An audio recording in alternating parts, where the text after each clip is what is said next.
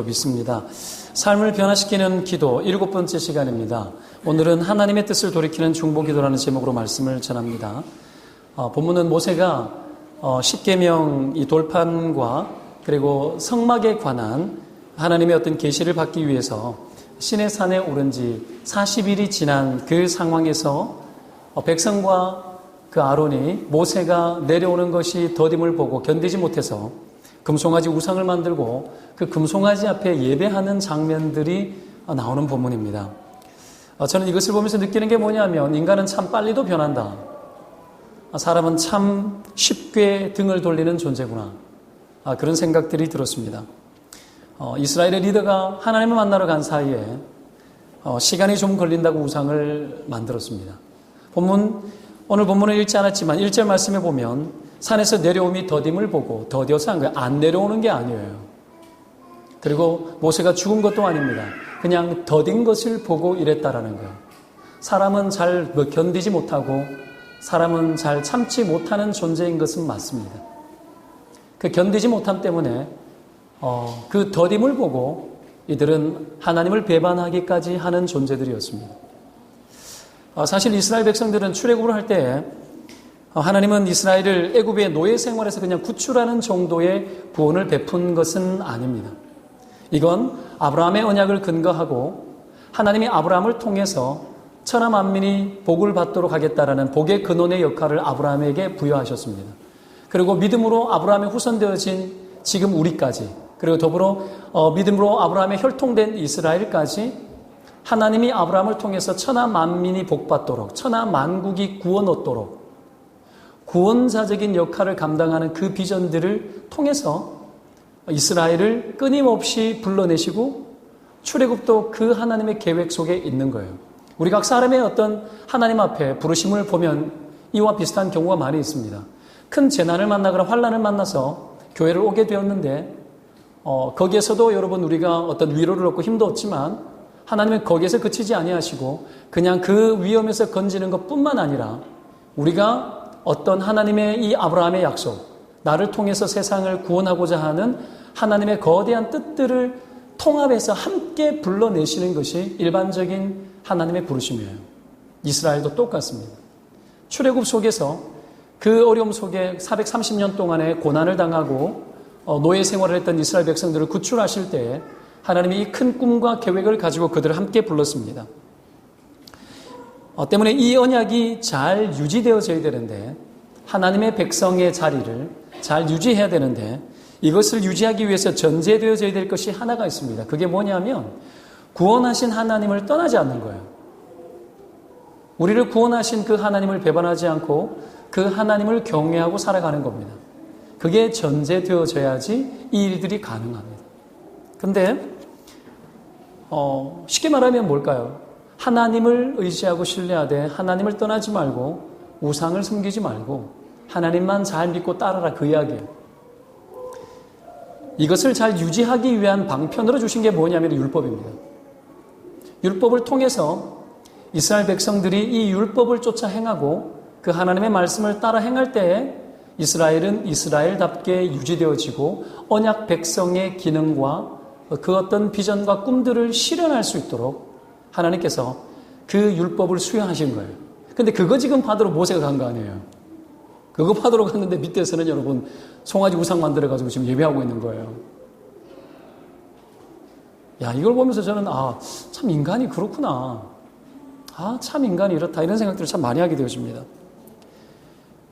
여러분 출애굽기 12장 22절에 보면은요, 이스라엘을 출애굽을 시키면서 이런 말을 기록합니다. 애굽의 모든 신을 내가 심판하리라. 나는 여호와니라. 출애굽기 10가지 재앙을 통해 가지고 하나님이 하신 일이 뭐냐면 애굽이 숭배했던 우상들을 심판하는 일을 10가지 재앙을 통해서 했어요. 하나님이. 그리고 그런 하나님이 여호와 하나님이라는 거예요.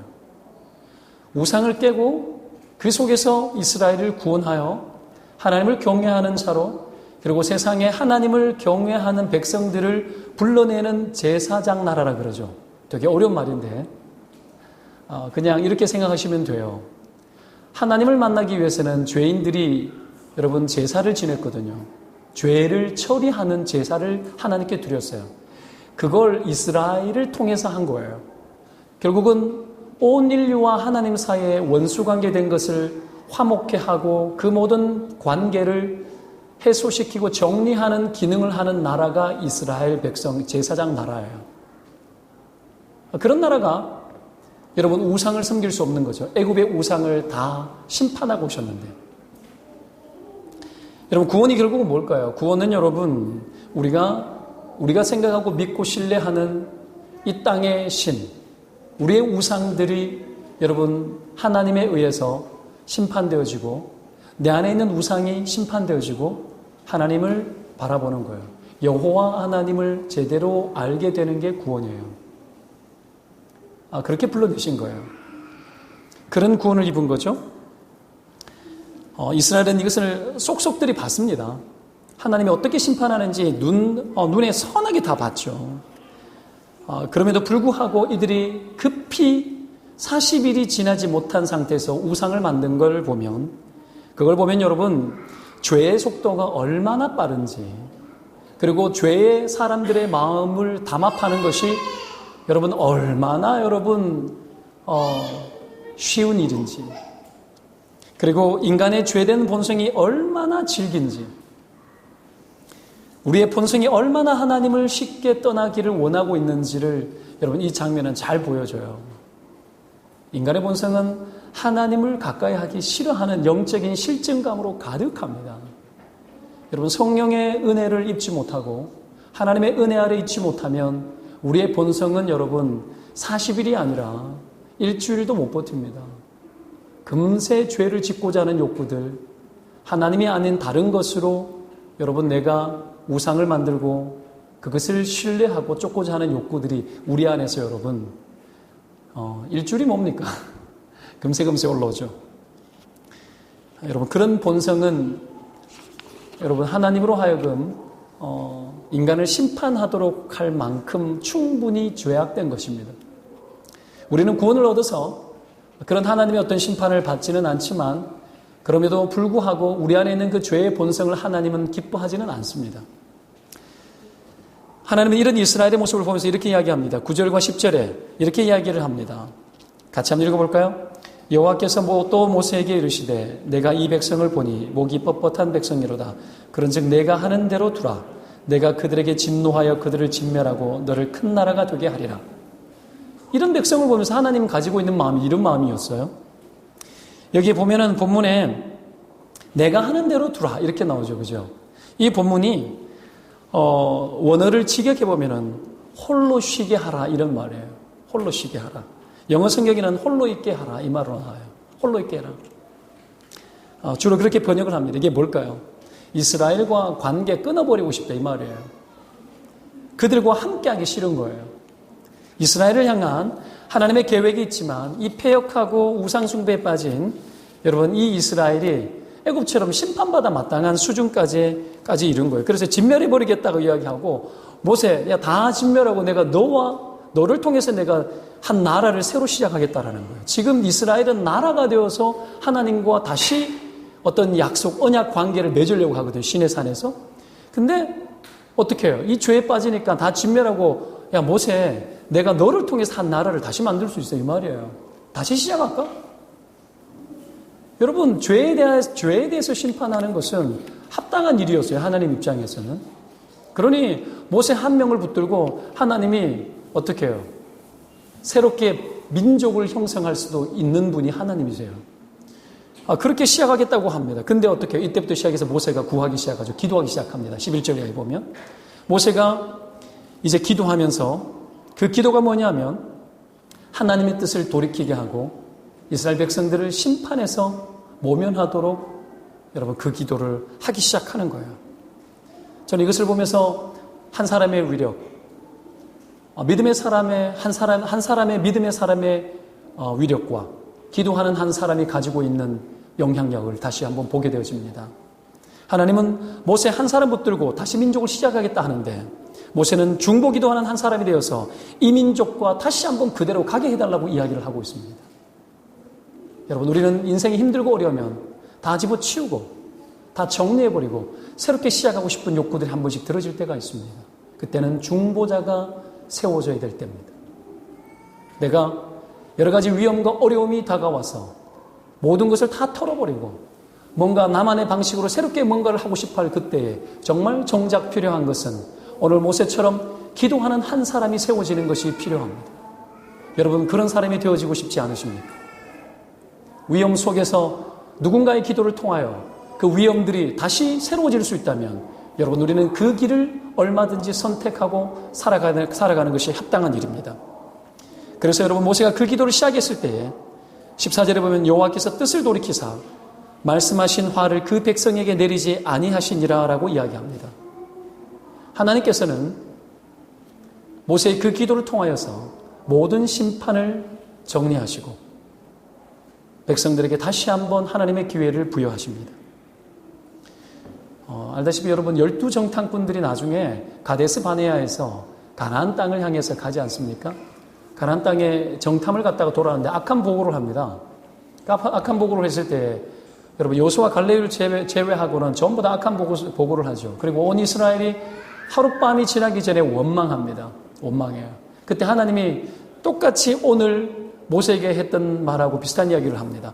내가 전염병으로 그들을 쳐서 멸하고 내게 그들보다 크고 강한 나라를 이루게 하리라. 이렇게 이야기를 해요.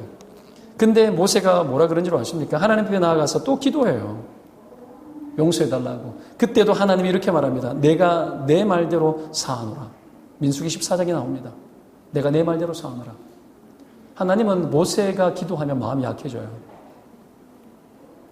하나님은 모세가 기도하면 하나님의 진노를 풀어내세요.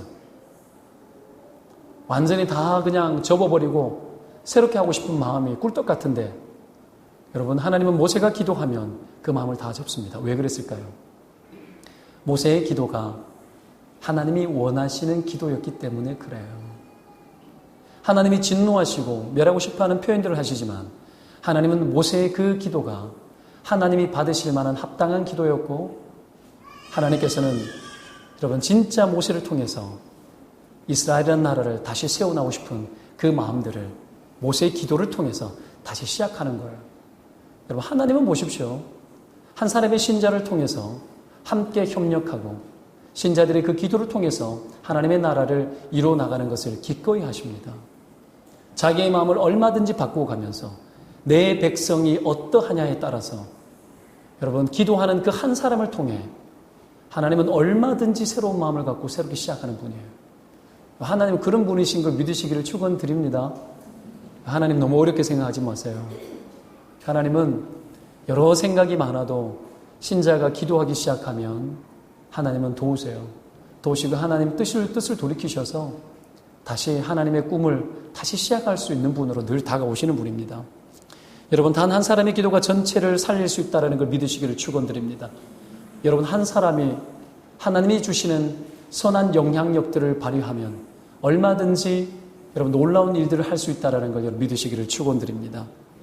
여러분, 기도가 들어가면 그 한 사람을 통해서 처참한 비극도 막을 수 있습니다. 그래서 그리스도인은 기도하는 사람이어야 합니다. 그리스도인의 사명은 여러분 가장 큰 사명 중에 하나가 기도하는 것입니다. 세상의 끝까지 우리의 손길은 맞닿지 않습니다. 그러나 하나님은 우리가 기도할 때에 역사하는 분이라고 성경은 기록합니다. 역사한다는 뜻이 뭐냐면 일한다라는 뜻입니다. 하나님은 기도 속에서 일하십니다. 신자들이 세상의 문제를 놓고 기도할 때 하나님은 그 속에 들어가 일하시는 분이십니다. 우리 눈에는 보이지 않을지 몰라도 세상의 변화가 우리의 기도를 통하여 급박스럽게 변화되지 않을지 몰라도 하나님은 우리가 기도할 때 우리가 기도하는 그곳까지 가셔서 반드시 일하시는 분이십니다. 어저께 터키에 여러분 쿠데타가 일어났었습니다.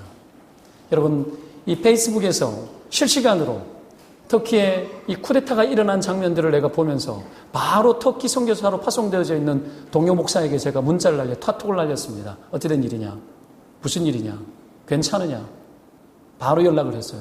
형님, 상황이 별로 좋지 않는 것 같습니다. 도로가 다 통제되어지고 아무도 출입할 수 없는 상황입니다. 여러분, 선교사가 터키에 선교하러 갔는데 여러분 이 상황을 여러분 경험한 거예요. 그래서 서 선생, 선교사로 쓰지 않고 서 선생, 어찌 된 일이냐? 괜찮냐? 내가 기도하겠다. 형님 기도해 주세요. 그래 기도하겠다. 그리고 기도했어요. 하나님, 이 상황들을 하나님 풀어주십시오. 이것이 하나님의 뜻대로 적어도 여러분 보십시오. 정부가 어떠하든지 불구하고 여러분 합법적으로 정부가 들어서면 여러분 합법적으로 모든 것들은 변화되고 다스려져야 됩니다. 그래서 기도했죠. 하나님 이 나라가 바로 세워지게 도와주십시오. 그리고 저녁에 카톡을 했어요. 쿠데타 일으킨 사람들이 쿠데타가 실패하는 것처럼 가는 것 같다라는 이야기를 하더라고요. 맞는지 안 맞는지는 모르겠습니다만은 그러나 중요한 게 뭡니까? 터키의 그 현실을 보면서 제가 기도했다라는 게 중요합니다. 하나님 제가 기도를 시켰다라는 게 중요해요. 여러분 온 세계의 일에 신자들이 관여할 수 있다라는 걸 믿으시기를 축원드립니다. 월스트리트 온 세상에 돈이 움직여지는 여러분 그 뉴욕의 월스트리트에 여러분 그곳을 놓고 기도할 때에 세계의 금융권이 여러분 돈의 움직임이 달라진다는 사실을 믿으셔야 합니다. 여러분 신자가 한 나라를 바라보면서 정치, 경제, 사회, 문화, 예술, 언론, 체육 모든 계통마다 여러분 우리가 기도하기 시작할 때에 그 속에 바른 사람이 세워지고 바른 가치가 세워지고 그리고 바른 사람들이 바른 가치를 가지고 합법적으로 그 모든 일들을 건강하게 다스려 나가는 일들이 실제로 일어난다는 걸 여러분 믿으셔야 합니다. 왜요? 하나님이 살아계시기 때문에요. 그래서 성경은 여호와는 여러분 나라의 주인이라고 이야기합니다. 여호와는 열국의 주인이십니다. 세상의 주인이십니다. 여러분 세상 나라의 왕을 여호와 하나님이 세운다는 걸 여러분 아셔야 합니다. 성경을 보면 바벨론 왕까지도 하나님이 세우신다는 걸 성경이 기록하고 있습니다. 그들을 통해서 이스라엘까지 심판하셨습니다. 하나님 세상 왕을 움직이시는 분이세요. 그러나 전제되어져야 될 것이 있습니다. 무엇입니까? 신자의 기도를 통해서 세상의 문제들을 간파하게 하시고 그 속에 무엇이 핵심인지를 알게 하고 그것을 가지고 기도시키는 거예요. 여러분 기도는 역사합니다. 때문에 기도하는 한 사람을 통하여서 기도하는 교회를 통해서 하나님은 세상을 지금도 움직이고 계시고 세상을 통치하고 있음을 믿으시기를 축원드립니다. 여러분 이런 게 좀 흥분되어지셔야 돼요. 이런 게 좀 흥분되어져야 돼요. 신자에게 부여하신 하나님 백성의 권세는 여러분 왕의 권세예요. 너희들은 왕 같은 제사장이다. 왕이요 제사장이라는 뜻이에요. 하나님이 우리를 부를 때 왕으로 부르셨어요. 어떤 면에서? 만왕의 왕이신 여러분 하나님, 그 하나님의 아들로 온 예수 그리스도, 여러분 하늘과 땅의 모든 권세를 예수 그리스도에게 부여하시고 믿음으로 여러분 아브라함의 후손 되어지고 그리고 예수 그리스도를 믿음으로 하나님의 자녀된 자들에게 하나님의 백성이 하나님의 자녀의 권세를 준다 하셨는데 그 권세가 어떤 권세냐면 여러분 우리의 자리가 지금 여기 있으나 성경을 보면 부활한 이후에 예수 그리스도가 하나님 우편에 계시고 우리를 하늘에 함께 앉히셨다고 성경이 기록하고 있습니다. 여러분 우리가 땅에서 살아가나 하늘의 자리에서 세상을 통치하는 거예요. 그래서 땅에서 기도하면 하늘에서 들으시는 거예요. 땅에서 기도하면 땅에서 묶으면 하늘에도 묶이고 땅에서 풀면 하늘에서도 풀린다라는 거예요. 마치 땅에서 기도하지만 하나님 보좌 앞에서 직접 우리가 기도하는 것처럼 우리의 기도를 받으신다라는 거예요. 여러분 온 세상의 통치의 기능을 하나님이 신자들에게 부여했다라는 걸 여러분 믿으시기를 축원드립니다. 이게 신자의 위상이에요. 여러분 우리는 우리를 너무 몰라요. 하나님 나의 기도를 통해서 얼마나 일하는지에 대해서 너무 몰라요. 신앙은 그거 배워나가는 거예요. 하나님이 우리를 어떤 부르심으로 부르셨는지를 깨달아가는 거예요. 때문에 여러분 우리의 위치가 달라지고 직장에 들어갈 때 직장문을 박차고 들어갈 때 여러분 그 속에 통치자로 들어가는 거예요. 싸우러 혈과 육의 전쟁을 하러 들어가는 것이 아니라 하나님의 정권 대사가 되어서 들어가서 위임받은 하나님의 통치를 이루어 나가는 역할을 하는 것이 신자입니다. 여러분 그렇게 하시기를 축원드립니다. 과거에 대구에 이 어떤 고등학교에서 제가 교목을 한 2년 할 때가 있었습니다. 아침에 출근이죠. 매일 출근하니까 교목으로 전교생들이 여러분 꽤 많을 거 아닙니까? 예배도 드리고 설교도 하고 그렇게 하는데 학교 성경 수업도 일주일에 12시간씩 하고 근데 학교의 문을 들어가는데 그 학교가 미션 스쿨이지만 그 중에 많은 교사들이 예수 믿지 않는 사람들도 꽤 많이 있어요. 제가 그 학교의 정문을 들어갈 때마다 기도했습니다. 하나님 이 학교를 저에게 붙이셨는데 하나님의 통치가 나를 통해서 이 땅 가운데 이곳 가운데 흘러가게 도와주십시오. 여러분 교문을 들었을 때마다 그 기도하고 들어가는 거예요. 여러분 안에 이런 신자의 당당함을 여러분 회복하시기를 축원드립니다. 그것이 되어질지 안 되어질지 모르겠다라는 식으로 가지 말아야 됩니다. 여러분 그 권위를 끊임없이 사용하면 하나님이 일하시고 하나님이 역사하는 걸 언젠가는 반드시 보게 되어질 줄 믿습니다. 오늘 모세가 이 권세를 가지고 하나님 앞에 기도하는 거예요. 이 백성을 향한 하나님의 진노를 막아서고 있는 겁니다. 그렇다면 오늘 이 한 사람 모세처럼 여러분 하나님의 백성이 이 땅의 위기를 극복시켜 나가고 세상의 어려움들을 이겨나가도록 부르심을 입었는데 그런 부르심 가운데 살아가기 위해 우리에게 요청하는 하나님의 어떤 교훈들이 오늘 성경에 몇 가지가 나옵니다. 몇 가지를 살피고 여러분의 귀한 은혜가 되었으면 좋겠습니다. 첫 번째, 여러분 조급함을 극복하는 기다림이 필요합니다. 하나님의 진노를 돌이키는 그 기능을 하는 사람에게 필요한 것 중에 하나가 여러분 기다림이 있는 신앙입니다. 성질이 급하면 아무것도 되어지지 않습니다. 오늘 이스라엘이 위기에 빠지게 된 근본 이유는 결국은 여러분 그들은 기다리지 못했기 때문입니다. 더딤을 보고 못 견뎌했습니다. 조급함이 부른 불상사입니다. 여기 더디다라는 단어가 여러분 히브리어로 보셋이라는 말인데 이 단어의 어원을 찾아가면 뽀시라는 히브리어 단어예요. 이 단어가 어떤 의미를 가지고 있냐면 여러분 부끄럽다, 수치를 당하다 이런 의미가 있어요. 이 단어가 왜 이렇게 흘러왔느냐 하면 어떤 일이 실패했을 때 사람들은 실패했을 때 부끄러움을 느끼거나 수치를 느껴요. 여러분 그렇죠? 만약에 내가 하고 있는 일들이 실패했어요. 부끄러워지죠. 그러면 어떤 일이 벌어질까요? 그 실패한 일들을 여러분 보면서 여러분 오늘 그 단어에서 더딤이 나온 거예요. 무슨 얘기죠? 사람들은 어떤 일이 더디면 실패했다라고 보는 거예요. 어떤 일이 하다가 더디 진행되어지고 잘 되어지지 않는 것 같으면 실패했는 것 같고 일이 종결되지 않았는데도 일을 접어버리는 수가 있습니다. 그리고 그것에서 부끄러움을 느껴요. 그리고 더뎌지는 것이 우리에게 주는 실패감과 수치감 때문에 그 일을 빨리 종결해버리는 겁니다.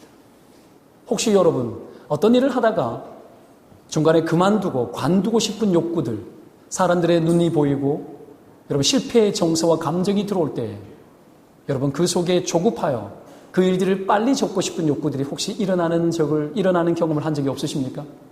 누구든지 있을 겁니다. 오늘 이스라엘이 그랬다라는 거예요. 그 더딤을 보고 실패했다라고 여기는 태도들이 올라오기 시작하는 거예요. 그것 때문에 만들어지는 게 뭔 줄 아십니까? 궁여지책이에요. 대안을 만든 거예요. 조급하면 대안을 만들어요. 근데 조급해서 만든 대안이 여러분 금송아지였습니다. 우상이었습니다. 사람은 그런 거예요. 문제를 빨리 해결하고 싶어하는 자들은 조급하고 그 조급함은 반드시 여러분 어떤 힘을 의존하게 되어져 있어요. 그것이 우상을 향합니다. 저도 과거에 여러분 몸이 아프고 가정에 심한 환란이 왔을 때 집에서 푸닥거리를 했었습니다. 무당의 자식으로 제가 팔렸어요. 아들 살리려고. 여러분 일종의 족보를 옮긴 거 아닙니까? 이런 일들이 있었습니다. 급하니까 우상을 찾아요. 그런 겁니다. 급하니까 빌어요. 새벽마다 일어나서 여러분 집안에 있는 천수함이라는 것을 열고 정한수를 새벽 4시 반에 새벽 종 울릴 때 교회에 종칠 때 정한수를 떠놓고 새벽마다 빌었어요. 수십 년을 했어요. 저도 어릴 때 일어나가지고 같이 빌었어요. 인생에는 위험한 것이 너무 많이 있습니다. 우리가 참고 견딜 만큼 여러분 인생은 그렇게 여유롭지 못합니다. 끊임없이 여러분 급박하게 돌아가고 그 속에서 견디지 못하여 여러분 그 견디지 못함을 다른 것으로 풀어내려고 하다 보니 사람의 욕구가 여러분 가장 쉽게 빠르게 되어질 만한 어떤 가능성이 있는 것을 찾는 것이 기꺼이 찾는 것이 여러분 그것이 우상이에요. 여러분 그러지 말아라고. 믿는 자도 이럴 수 있어요. 수많은 우리의 삶의 주변에는 여러분 우리가 기댈 만한 좋아 보이는 우상들이 있습니다. 우상은 내가 사랑하는 것이고 여러분 내가 의존하는 것이에요. 우리는 거기에 관심을 갖고 거기에 우선순위를 둡니다. 어떤 사람은 도리 우상 숭배가 되어질 수 있습니다. 거기에 시간을 투자하고 그것을 가장 사랑하고 그것을 묵상하고 그것을 생각합니다. 거기에 종로로 떼어지는 거죠. 거기에 붙들리는 순간 여러분 우리는 종로로 당하고 묶여서 빠져나올 수 없는 어려움을 경험하게 되어집니다.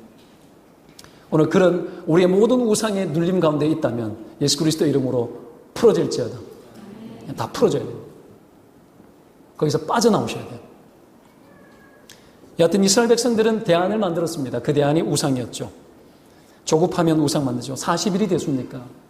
430년 동안 종노릇 됐는데 여러분 그 종노릇이 익숙한 이스라엘 백성들 그 40일을 견디지 못하고 그들은 여러분 광야 생활하는 순간순간마다 애굽으로 가자 그렇게 이야기를 하고 있습니다.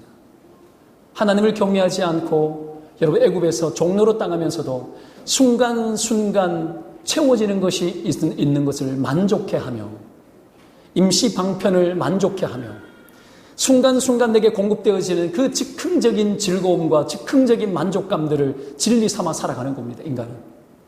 그런 것들로 이 세상은 가득 채워져 있습니다. 여러분 우리의 영혼은 하나님의 은혜가 아니면 만족이 되어지거나 채워지지 않도록 애초부터 디자인되어져 있습니다.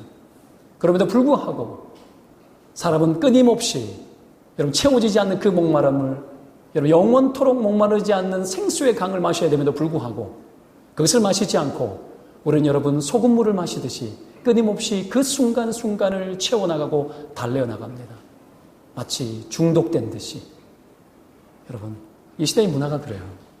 이 시대의 문화가 우리로 하여금 우리의 정서가 하나님 안에서 평안하도록 못 만들도록 끊임없이 여러분 자극합니다. 아이들도 다 자극되어져요. 다 자극되어져요.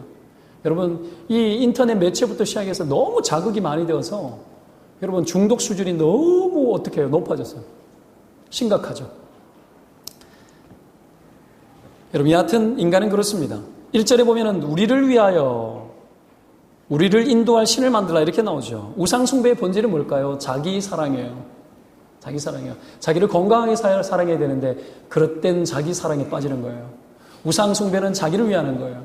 그래서 나에게 위해지거나 나에게 현실적인 도움이 없거나 나에게 채워지지 않거나 못 견딥니다. 외면당하거나 못 견디는 거죠. 여러분 이것을 위해서 이것을 극복하기 위해서 어떤 우상들을 만들어내는 본질을 가지고 있더라는 거예요. 사람은 자기를 위해 살 수 있으면 뭐든지 한다라는 거예요. 우상은 여러분 우리의 욕구가 우리의 욕망이 형상화된 거예요. 그래서 여러분 그것을 정당화하기 위한 신을 만들어 놓고 여러분 우리 인생을 시작하는 거예요. 그 위에서.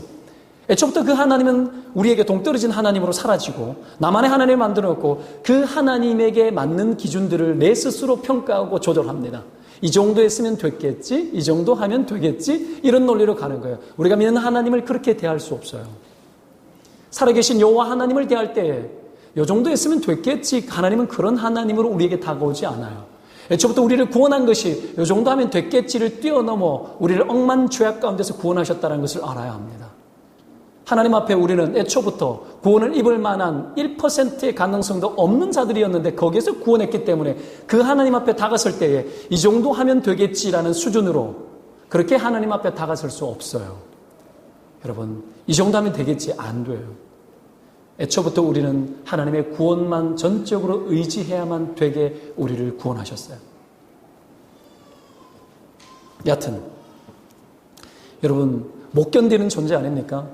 여러분 더디면 여러분 생각해 보세요. 더디면 어떻게 해야 될까요?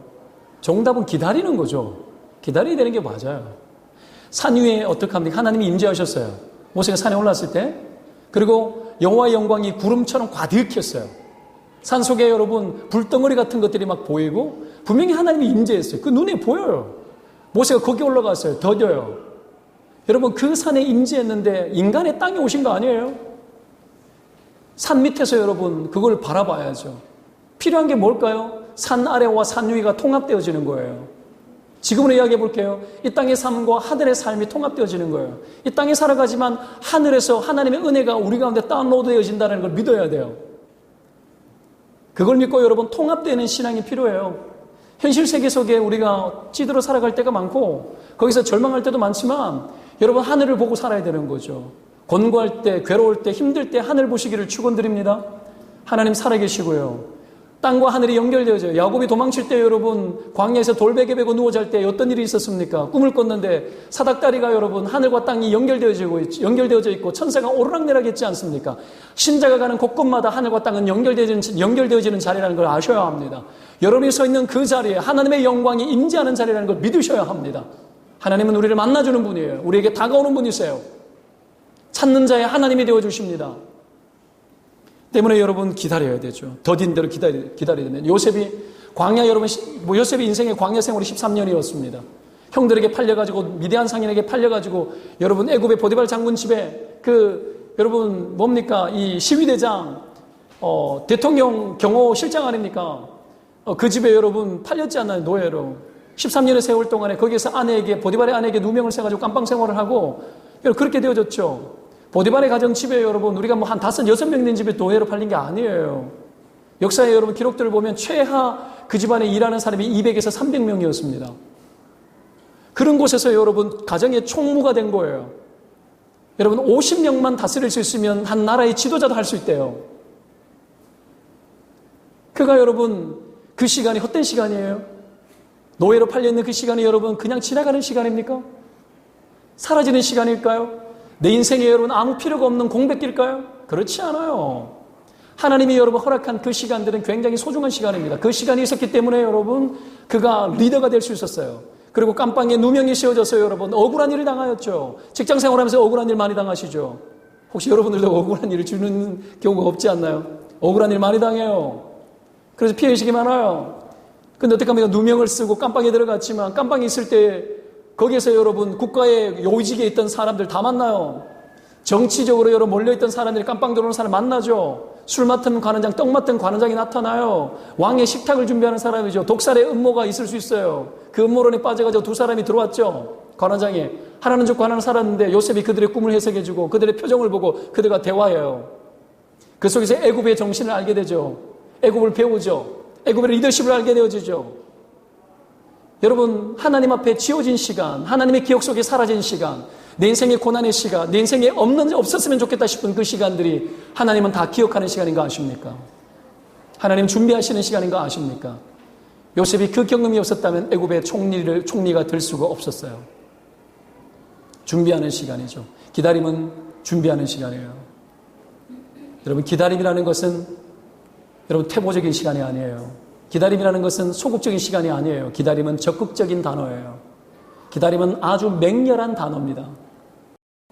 여러분 기다리는 사람에게 기다림이라는 단어가 보십시오. 기다림이라는 단어가 힘든 단어입니까? 알고 보면 기다림이라는 단어는 굉장히 축복이 있는 단어입니다. 기다리는 자에게는 반드시 결실이 있습니다. 여러분 오늘 인내치 못하고 기다리지 못하는 사람이 있습니까? 내가 하나님 앞에 귀하게 쓰임받거나 여러분 인생 개인의 문제를 가지고 어떤 기다림 속에 있는 사람들이 있습니까? 기다려보시기를 바랍니다. 모세가 여러분 반드시 다가옵니다. 하나님의 은혜가 반드시 우리에게 오는 줄 믿으시기를 축원드립니다. 이 기다림에 여러분 내공이 있어야 됩니다. 이것이 필요합니다. 이것이 있는 사람, 이것에 훈련된 사람이 지도자입니다. 이것이 훈련된 사람이 사람을 기다려요. 오늘 모세가 이들의 죽음을 진멸하고자 하는 하나님의 이 진노를 막아서고 기도하지 않습니까? 버티지 않습니까? 이것도 모세가 기다릴 줄 알았기 때문에 가능한 거예요. 여러분 기다리는 사람, 이 내공 있는 사람을 통해서 하나님 세상을 움직입니다. 성질 급하고 못 기다리는 사람은 리더가 될 수 없어요. 기다릴 줄 알아야 돼요. 두 번째로 자기를 돌보지 않는 여러분 기도가 필요합니다. 세상을 움직이고 변화시키는 사람은 자기를 돌보지 않는 기도가 여러분 있어야 됩니다.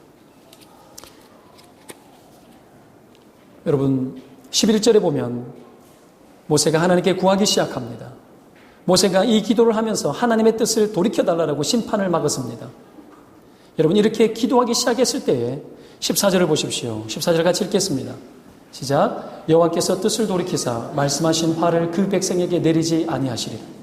여러분 모세의 그 기도가 하나님의 심판을 막았습니다. 여러분 모세가 그렇게 기도하기 시작할 때에 하나님의 놀라운 일들을 여러분 일으키십니다.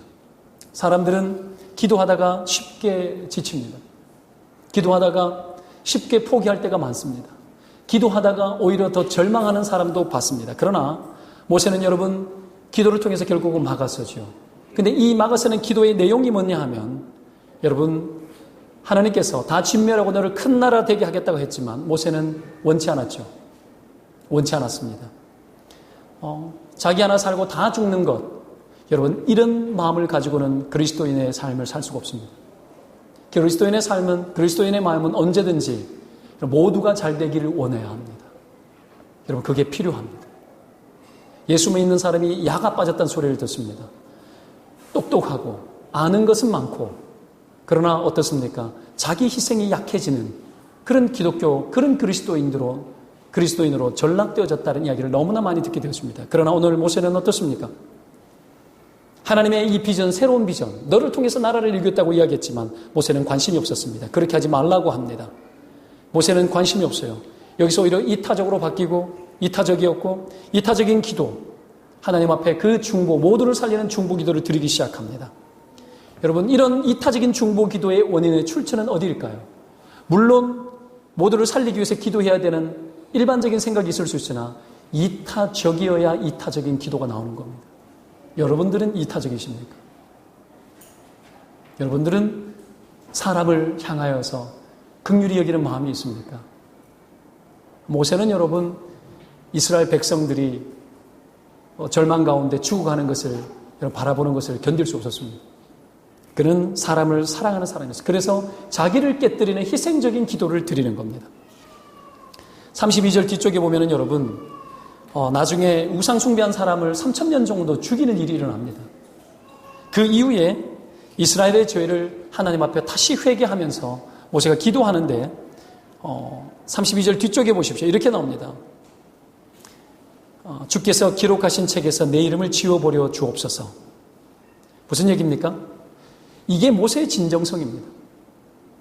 하나님, 이들이 심판받을 바에는 하나님 나도 죽여달라는 거예요. 내 이름을 생명책에서 지워버려라는 거예요. 이런 기도를 어떻게 할 수 있을까 싶은데 모세는 했어요. 중보 기도는 여러분 희생이 따르는 기도예요. 이런 한 사람이 있으면 여러분 망할 것도 망하지 않습니다. 소돔과 고모라 성이 왜 망했을까요? 분명히 아브라함은 기도했습니다. 근데 그 성은 망했어요. 그의 가족 롯의 가족만 살아났고 모두가 진멸당했습니다. 왜 그랬을까요?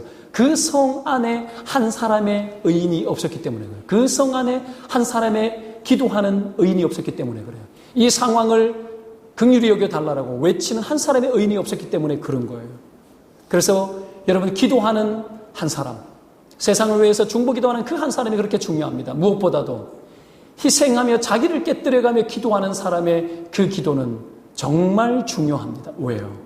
그 한 사람이 온 나라를 대신할 수도 있기 때문에 그렇습니다. 성경이 보여주는 진리입니다. 오늘 모세가 그렇게 자기의 이름을 지워달라고까지 기도했던 것이 모세의 진정성이었습니다. 그것은 진실이었습니다. 오늘 여러분, 우리 안에 이런 마음이 있습니까? 우리는 세상에 대해서 너무 냉혹합니다. 너무 비판적입니다. 세상에 돌아가는 형상들을 바라보고 때로는 교회의 아픔과 교회의 어려움을 보면서 우리는 너무 여러분 냉각된 반응을 보일 때가 많습니다. 그렇지, 일어날 일이 일어났네. 그렇지 지가 그렇지. 정치 지도자를 보면서 아이고 지가 얼마나 잘하겠니? 그네 네가 얼마나 잘하겠니? 우리 이럴 수 있어요. 교회를 보면서 그렇지, 큰 교회 대형 교회는 다 타락했지 뭐. 그렇지, 당연하지. 아이고 다 이제 더 일어날 거야. 다 터질 거야. 다 난리가 날 거예요. 막 그런 논리를 가면서 너무나 그것을 보편화시켜내면서 갑니다. 그게 맞아요? 물어봅시다. 불의한 것들이 깨끗해지는 것은 맞지만 그것을 대하는 신자의 태도가 그렇게 냉담하게 바는 것이 신자의 태도인가? 그렇지 않아요. 모세는 자기를 그들을 대신했어요. 그들의 아픔을 대신했다고요. 그들을 살릴 수 있다면 내가 생명책에 내가 이 뭔 줄 알아요? 하나님, 내가 구원받지 못해도 좋다라는 거예요. 여러분, 그렇게 기도하는 거예요. 모세 이 중보기도의 정신 속에 두 가지 교훈이 있습니다. 하나는 뭐냐면 여러분, 타인의 문제를 나의 문제로 여기는 거예요. 타인의 문제를 나의 문제로 여기는 거예요. 모세의 생명책에 이름을 지어달라는 것이 그겁니다. 이것은 하나님 나도 예외가 아니라는 거예요. 하나님 나도 예외가 아니라는 거예요. 우리는 여러분 심판자 입장에 많이 갑니다. 비판자 입장에 많이 갑니다. 아니에요. 나도 예외가 아니에요. 이 거대한 이 대한민국 땅 나라 수많은 사람들, 여러분 나의 문제가 이 나라에 반영되어지지 않았다라고 어떻게 단정할 수 있습니까? 여러분, 여러분의 언어와 우리의 여러분 이 세상 속에 살아가는 세상살이가 이 나라의 형편과 처지가 이 모양 이 꼴이 되도록 여러분 반영되어지지 않았다는 그 어떤 증거가 여러분 가운데 있습니까? 그렇지 않아요. 우리의 모든 삶과 언어와 표현 방식과 그 모든 것들은 이 대한민국의 현실을 다 반영해 놓은 거예요. 여러분, 민족 공동체, 이 나라가 여호와께 속하였고 이 나라가 한 혈통되었으며 이 나라의 문제가 누구의 문제가 아니라 나의 문제라 여길 수 있는 이 태도가 여러분 우리로 하여금 희생 정신을 만들어냅니다. 그 자세와 그 마음으로 신자는 기도하는 거예요. 온 세상의 일은 여호와의 일이고 여호와의 일은 바로 하나님의 백성의 일이고 우리에게 맡겨진 일입니다. 신자의 여러분 위상은 이 세상 가운데서 전혀 우리의 기능이 반영되어지지 않을 것 같은 여러분 너무 멀어진 것 같은 이 세상의 현실 속에 여러분 깊이 들어가 이 세상의 문제를 놓고 그것이 나의 문제인 양 몸부림치며 기도하는 것이 신자의 태도입니다. 오늘날 기독교가 여러분이 회복되어져야 될 것이 이것입니다. 아무리 세상이 교회를 비난할지라도 아무리 그리스도인들이 여러분 세상으로 하여금 손가락질 당할지라도 여러분 하나님께서는 이 세상을 하나님의 자녀들에게 맡겼다는 걸 아셔야 합니다. 믿으시기를 축원드립니다. 이 사실 앞에 냉엄해져야 합니다. 이 사실 앞에 여러분 정신 차려야 합니다. 신자에게 부여되어진 이 권세는 소멸하지 않아요. 우리가 아무리 수준이 여러분 밑바닥치고 문제가 많은 그리스도인일지라도 우리에게 부여되어져 있는 이 권세는 사라지지 않아요. 하나님은 우리를 세상의 전권 대사로 세상에 넣어 놓으셨어요. 하나님의 모든 권세를 세상 가운데 들어가 다 실행하는 자들로 세우셨다고요. 때문에 냉혹한 비판적 그리스도인이 아니라 긍휼의 풍성한 그리스도인이 되어야 합니다. 왜 세상의 아픔을 보며 왜 긍휼을 잊어버렸냐고요. 비난한다고 세상이 바뀌지 않습니다. 전혀 바뀌지 않아요. 한번 보십시오. 바른 소리 한다고 세상이 변화되지 안 바뀝니다. 전혀 바뀌지 않습니다. 그런 문제가 아니에요. 때문에 여러분 잃어버린 긍휼을 다시 회복하시기를 축원드립니다. 자기 희생적 기도, 너의 일을 나의 일처럼 여기는 모세의 기도, 이게 중보기도의 여러분 모세가 된 중보기도의 특징이고요. 두 번째가 있습니다. 그게 뭐냐면 하나님의 영광을 위하는 기도예요. 이렇게 이야기합니다. 하나님 여기서 이스라엘 다 진멸하시면 출애굽을 할 때 여호와가 어떤 하나님인지 다 보여줬잖아요. 하나님. 애굽 사람들이 뭐라 그러겠어요?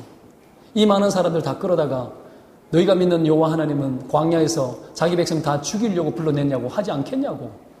하나님의 영광에 먹칠됩니다.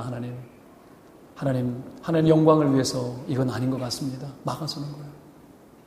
만약에 다 진멸했을지라도 여러분 세상 애굽은 그 하나님 여호와에 대해서 함부로 말할 자격은 없습니다.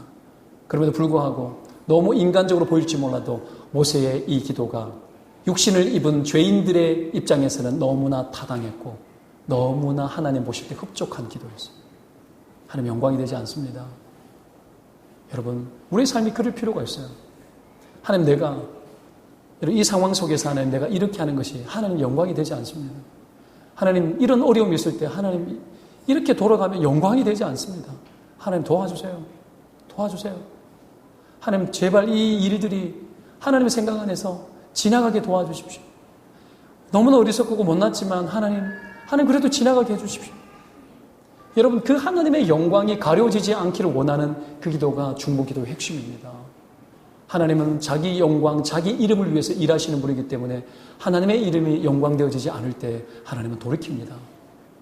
여러분 돌이킵니다. 이 땅에 여러분 대한민국 교회가 회복해야 될 게 이거예요. 수많은 교회 현실을 보면서 그럴 줄 알아서 아니에요. 아파야 되고 여러분 우리의 모습을 보면서 눈물 지으며 하나님 이렇게 되어지면 영광이 안 되잖아요. 하나님 이 일들이 정말 하나님 눈 감아주시고 하나님 이 일들이 제발 아름답게 진행될 수 있도록 도와달라고 여러분 이거 붙들고 여러분 그렇게 기도해야 되는 것이 옳은 겁니다. 하나님 그거 기뻐요.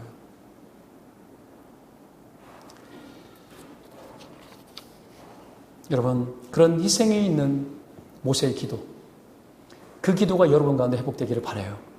마지막으로 그럼에도 불구하고 우리는 죄를 처리하는 일에 헌신해야 합니다. 하나님은 우리를 용서하시고 우리를 긍휼히 여기시고 그 위기에서 모면하게 하지만 그럼에도 불구하고 인간의 지은 죄에 대해서 우리는 명확하게 처리할 수 있는 죄에 대한 태도를 가져야 합니다. 단호해야 합니다. 모세가 산에 내려왔을 때 우상숭배의 광경을 목격하면서 돌판을 10계명 2돌판을 던져버립니다. 박살내버립니다. 왜요? 이거는 언약의 파기를 보여주는 거예요. 이스라엘 백성은 이스라엘 백성다워지고 하나님은 그들의 하나님이 되어지는 이 거룩한 언약이 그들의 우상숭배를 통해서 무의미한 일이 되어지면서 그 돌판을 깨뜨리고 파기시켜버립니다. 그리고 어떻게 합니까? 그 금송아지를 불에 태워서 갈아버립니다. 갈아서 가루로 만들어버려요. 그것을 물에 태워서 이스라엘 백성들 다 먹여버려요. 몇 가지 의미가 있습니다. 우상은 무의미하다는 의미가 있습니다. 두 번째, 너희들이 너희 죄를 먹고 마셨고 너희의 저주를 먹고 마셨다라는 거예요. 마지막으로 우상은 배설물과 같다라는 거예요. 그렇게 처리합니다. 여러분, 그것도 모자라 모세가 어떻게 합니까? 하나님의 명령을 받아 여호와께 속한 자가 누구냐? 26절을 보십시오. 이에 모세가 진문에 서서 이르되 누구든지 여호와의 편에 있는 자는 내게로 나오라. 누구든지 여호와의 편에 있는 자, 누구든지 하나님을 경외하고 이 하나님 믿고 의지하고 이 하나님만 붙들고 살기를 원하는 자는 이쪽으로 오라는 거예요. 서라는 거예요. 그래서 레위 지파의 사람들이 이쪽에 섰습니다. 그러고 나는 이야기합니다. 각자 허리에 칼을 차고 이웃과 가족과 이 모든 이스라엘 백성들 향하여서 돌진함에 들어가면서 해하라는 거예요. 누구를? 하나님의 이 진노 앞에서 회개할 줄 모르는 자들, 하나님의 이 진노 앞에서 돌이키지 않는 자들, 이 우상숭배를 주도했던 수많은 사람들이 있었는데 그들 가운데 돌격해 들어가면서 여러분 사람들을 죽입니다. 여러분 이것이 어떻게 이해되지냐 모르겠지만 여러분 죄의 삭은 사망이었고 하나님의 모든 진노, 하나님의 다 면하지 아니하고 그러나 죄에 대해서 주도하고 더 큰 죄에 빠지고 나아가 죄를 회개치 않는 악한 자들을 향하여 죄를 단호하게 처리하라고 이야기하면서 하나님은 그들을 어떻게 합니까? 모세의 손길을 통해서 3,000명 가량을 죽입니다. 여러분, 죄에 대한 단호함이에요. 오늘 우리에게 이것이 필요합니다. 죄에 대한 단호함과 선명함. 여러분, 이것이 회복되어지기를 주의 이름으로 축원드립니다. 오늘 이것을 29절에는 이렇게 이야기를 하고 있습니다. 모세가 이르되 각 사람이 자기의 아들과 자기의 형제를 쳤으니 오늘 여호와께 헌신하게 되었느니라. 그가 오늘 너에게 복을 내리시리라. 여러분 아셔야 합니다. 여호와의 복은 우리가 흔히 알고 있는 복은 팔복도 있고 많은 복이 있죠. 하나님의 복은 근본적으로 죄를 멀리하는 자에게 온다라는 걸 믿으셔야 합니다. 죄에 대해서 단호한 자에게 복이 옵니다. 죄를 사랑하며 하나님의 복을 얻을 수 없습니다. 죄를 기뻐하며 하나님의 축복을 누린다는 것은 거짓입니다. 왜요? 하나님의 모든 축복은 그리스도의 죽음과 죄에 대한 해결을 통하여 온 인류의 죄를 구원하신 십자가의 사건을 통하여서 우리에게 복을 시작하셨기 때문입니다. 우리의 구원은 죄로부터의 구원이었습니다. 때문에 죄를 멀리하는 자에게 복이 오고 죄에 대해서 단호한 자에게 복이 옵니다. 오늘날 하나님의 복을 얻기를 원하면서도 수많은 문제를 하나님 앞에 맡겨야 되는데 하나님 앞에 오늘 26절 말씀처럼 여호와의 편에 서지 아니하고 여호와의 편에 선명하게 서지 아니하며 여호와를 의존하듯이 살아가는 여러분 물에 물 탄 듯 술에 술 탄 듯 살아가는 여러분 선명하지 않는 그리스도인 온 세상의 일 온 세상에 여러분 물들어 있는 세상의 일에 함께 빠져서 온 가치가 더럽혀지고 진리가 우리의 사고 안에 여러분 자리 잡히지 않은 상태에서 하나님을 경외한다고 살아가지만 그런 상태로 하나님으로부터 오는 복을 누리기를 원한다라고 한다는 것이 얼마나 모순인지 성경은 우리에게 보여주고 있습니다. 여러분 내 삶 가운데 깊이 들어와 있는 죄된 문화, 죄의 습성들 여러분 단호해야 합니다. 하나님은 그 단호함에 은혜를 부으십니다. 그리고 단호할 때 반드시 죄는 끊어집니다. 믿으시기를 축원드립니다. 그리스도는 우리를 죄에서 구원하셨습니다. 때문에 죄를 이기고자 하는 자들마다 죄를 반드시 이기도록 주님께서는 우리를 도우시는 분이십니다. 안 된다고요? 아니요. 됩니다. 여러분 죄로 구원하신 그리스도의 은혜는 우리로 하여금 죄와 싸워서 이기고 반드시 극복하게 하시는 분이십니다. 사랑하는 여러분, 이런 부분들을 오늘 성경은 헌신이라고 이야기를 하고 있습니다. 여러분은 무엇에 헌신하시겠습니까? 여러분, 죄를 멀리하는 것이 죄에 대한 단호함이 하나님 백성으로 살아갈 때 기본적인 헌신이 되시기를 주의 이름으로 축원드립니다. 말씀을 정리합니다. 우리가 이 땅에 신자로 살아간다는 것, 쉽지만은 않습니다. 편리하게 살아가면서 신자다움을 회복하는 것은 거의 불가능합니다. 오늘 모세처럼 여러분 몇 가지에 우리가 배워야 될 것이 있습니다. 여러분, 단호함. 이 세상 속에서 단호하게 살아갈 때 얻어질 수 있는 손해. 그러나 하나님은 역사하고 일하시는 분이시며 그런 자에게 오늘 성경은 복을 주겠다고 하십니다. 여러분, 아담과 하와가 창조되고 난 후에 첫 번째로 입었던 것이, 하나님이 하신 것이 복 주시고, 구원은 그 상태로 돌아가는 거예요. 원래 지어진 상태로 돌아가는 거예요. 하나님의 자녀의 원래의 모습으로 돌아가는 거예요.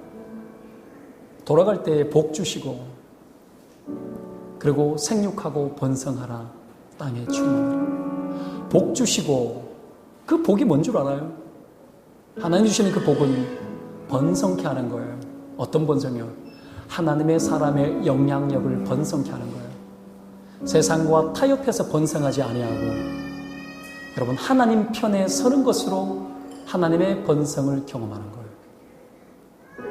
희생. 손해보지 않고 어떻게 사랑할 수 있죠? 희생하지 않고 어떻게 사람을 살릴 수 있죠? 희생적 기도.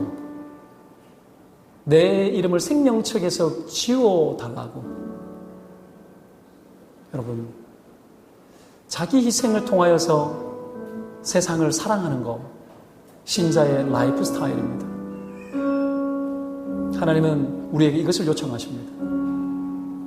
여러분, 하나님 앞에 중보자로 서는 것, 기도하는 자로 서는 것, 그리고 기다리는 것. 세상의 방식은 조급하지만 하나님의 방식은 더딜지라도 바르게 갑니다. 여러분, 바르게 가야 돼요. 기다릴 수 있어야 돼요. 우리 안에 올라오는 수많은 조급함들이, 여러분, 우리의 욕구들이 우상을 끊임없이 만들어내요. 하나님의 것을 다른 것으로 대체하려고 하는 본성이 조급함이에요. 이 세상이 그 조급함을 자극하지만 그 상황 속에서도 여러분, 느긋함을 잃지 마십시오. 왜요? 하나님이 계시잖아요. 하나님이 우리 대신 일하시는 분이시잖아요. 여러분, 우리 안에 오늘 이 그리스도 예수의 마음을 회복하고, 그리고 신자에게 부여하신 오늘 모세와 같은 자의 모습을 여러분 다시 한번 회복하여 나 하나가 세상 가운데 얼마나 거대한 영향력을 미칠 수 있는지를 다시 한번 소망해 보시기를 주의 이름으로 축원드립니다. 기도합시다.